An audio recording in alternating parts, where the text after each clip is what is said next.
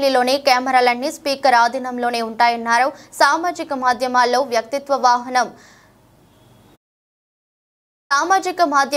వ్యక్తిత్వ హననం జరుగుతుందన్నారు. ప్రధాని సీఎంల వ్యక్తిత్వాన్ని కూడా కించపరిచేలా వీడియోలు పెడుతున్నారని మండిపడ్డారు. దీనికి మంత్రి పొన్నం రిప్లై ఇస్తూ రాష్ట్రంలో భావ వ్యక్తీకరణ స్వేచ్ఛకు వచ్చిన ఇబ్బందేమీ లేదని మంత్రి పొన్నం అన్నారు. సామాజిక మాధ్యమాల్లో కొందరు అతిగా ప్రవర్తిస్తున్నారని తెలిపారు. మహిళా మంత్రి పైన వ్యక్తిగత విమర్శలు చేస్తున్నారని మండిపడ్డారు. ఆర్టీసీ బస్సుల్లో ఉచిత ప్రయాణంపై ఫేక్ వీడియోలు పెడుతున్నారని సీరియస్ అయ్యారు. సభా కార్యక్రమాలపై ఫేక్ వీడియోలు పెట్టిన వారిపై చర్యలు తీసుకుంటామన్నారు. వ్యక్తీకరించే అవకాశం ఉండాలి. దయచేసి అలాంటి ఏమన్నా వస్తే తప్పకుండా దాన్ని మనందరం కూడా కలిసికట్టుగా నిరోధించాలని చెప్పి కూడా కోరుతూ మా పార్టీ తరఫున సభ్యులు చెప్పిన భావస్వేచ్ఛకు సంబంధించి ఎవరికి ఇబ్బంది లేదు. ఉదాహరణకు మీ శాసనసభలో జరిగిన సంఘటన దాని తదుపరి వీడియో వచ్చినటువంటి అంశం మీద మీ దృష్టికి తెస్తా ఉన్నా. వారి ఉద్దేశం అటువంటి వారిని కూడా చర్య తీసుకోవద్దంటే సభ జరుగుతూ ఉంది, మిత్రులు ధర్నా చేస్తూ ఉన్నారు, అక్కడి నుంచి ఫోటోలు తీస్తుంటే మేము చూసినా లేదని మా సహచార సభ్యుడు వచ్చి మాకు చెప్తా ఉంటుంటే దాని మీద వచ్చిన వీడియో చూస్తే మీరు తప్పకుండా దాని మీద మీ సోదరికి జరిగినా సిగ్గుగా అనిపించే పరిస్థితిని దయచేసి సభ్యులందరూ కూడా గమనించండి. ఇటువంటి పరిస్థితి ఉంటే నేను కూడా చెప్పిన మొన్న కూడా రవాణా శాఖ మంత్రిగా నిజంగా మహిళలు 70 కోట్ల మంది ప్రయాణం చేశారు. నేనేమంటున్నా, ప్రయాణం చేసే సందర్భంలో ఒకవేళ కొత్తలో వచ్చినప్పుడు అరే ఫ్రీ బస్ వచ్చింది కానీ వాళ్ళని ప్రయాణం చేసి ఉండొచ్చు. కానీ ఇవాళ ఎటువంటి వీడియోలు అంటే కొంతమంది వ్యక్తులు తెలుసు సంబంధించినటువంటి ఇవాళ సోషల్ మీడియాకు సంబంధించి నేను మీ ద్వారా పోలీసు అధికారులు కూడా అటువంటి వాళ్ళకి సంబంధించి చర్యలు తీసుకునే పరిస్థితి స్వయంగా వారిని అంటే ఆ వీడియో చూసినట్టయితే మీరు కూడా నిజంగా చెప్తా ఉన్నా దయచేసి అధ్యక్ష, అటువంటి వీడియోలను ప్రదర్శించే పరిస్థితి ఉంటే ఎట్లా అధ్యక్ష? కావాల్సుకొని దానికి సంబంధించి నిన్న మేము మాట్లాడుతుంటే ఏదో ప్రతిదీ ఒక నిమిషంలో ఏదైనా ఇప్పుడు ఒక ప్రతిబంధన ఒక నిబద్ధత దానేకంగా మనం ఆనాడు ప్రభుత్వం మాట్లాడిన వాళ్ళు 100 మంది మీద కేసులు పెట్టిన అధ్యక్ష.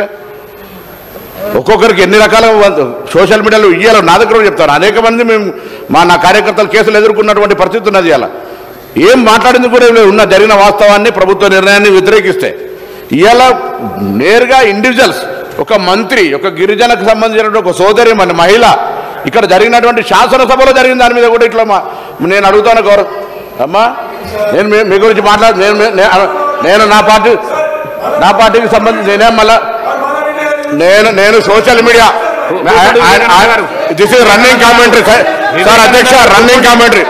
నేను గౌరవ సభ్యులు మాట్లాడిన అంశం మీద నేను రవాణా శాఖ మంత్రిగా నేను గతంలో కూడా మొన్న చెప్పిన ఆర్టీసీకి సంబంధించి మహిళలు ఉల్లిపాయలు తీసుకొని బస్సులలో పోతురని ప్రత్యేకించి ఫేక్ వీడియోస్ తయారు చేసి పెడుతుంటే ఇది మహిళలను అవమానపరిచినట్టు కాదా?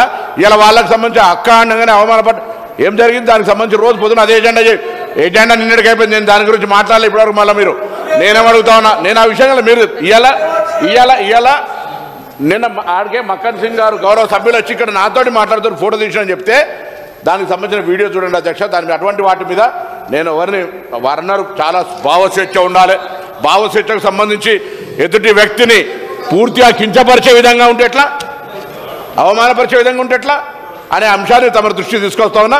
ముఖ్యంగా ఇక్కడ ఈ సభలో కూర్చున్న వాళ్ళలో కూడా చాలామంది గతంలో వామపక్ష ఉద్యమాల్లోంచి లెఫ్ట్ ఉద్యమాల్లోంచి పౌర హక్కుల సంఘాల ప్రజా సంఘాల నుంచి వచ్చిన వాళ్ళు ఉన్నారు.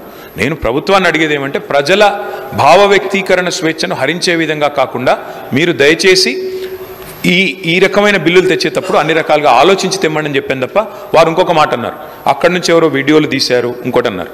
మా వైపు నుంచి అలాంటిది ఏం జరగలేదు. ఇక్కడ మొత్తం కెమెరాలు మీ ఆధీనంలో ఉంటాయి, స్పీకర్ గారు మీ సెక్రటరీ గారి ఆధీనంలో మీ ఆఫీస్ ఆధీనంలో ఉంటాయి. మీరు మొత్తం చెక్ చేసుకోవచ్చు. అలాంటిది ఏమైనా జరిగిందా, జరిగితే మా సభ్యుల వల్ల జరిగిందా, లేదా ఇక్కడ ఉన్న కెమెరాలు ఆ ఏజెన్సీ ఎవరైతే నడుపుతున్నారో వాళ్ళ వల్ల జరిగిందా, ఏ రకంగా జరిగింది మొత్తం చూసుకోవచ్చు. ఏమైనా చర్య తీసుకోవాలనుకుంటే ప్రభుత్వం చట్టాల పరంగా చట్టబద్ధంగా తీసుకోవచ్చు, మాకు అభ్యంతరం లేదు. కానీ ఇవాళ అధ్యక్ష మీరు సోషల్ మీడియా కనుక చూస్తే దాడి ఒక్కరి మీద జరుగుతలేదు అధ్యక్ష. ప్రధానమంత్రి నుంచి మొదలు పెడితే, ముఖ్యమంత్రుల నుంచి మొదలు పెడితే, మాజీ ముఖ్యమంత్రుల నుంచి మొదలు పెడితే అందరి మీద, ఎమ్మెల్యేల మీద, మంత్రుల మీద, స్పీకర్ల మీద, అందరి మీద వ్యక్తిత్వ హననం చేసే కార్యక్రమాలు అన్ని వైపుల నుంచి జరుగుతున్నాయి. దీనికి ఎవరు అతీతులు కాదు, ఎవరు పునీతులు కాదు అధ్యక్ష. ఒక పార్టీ ఏం లేదు.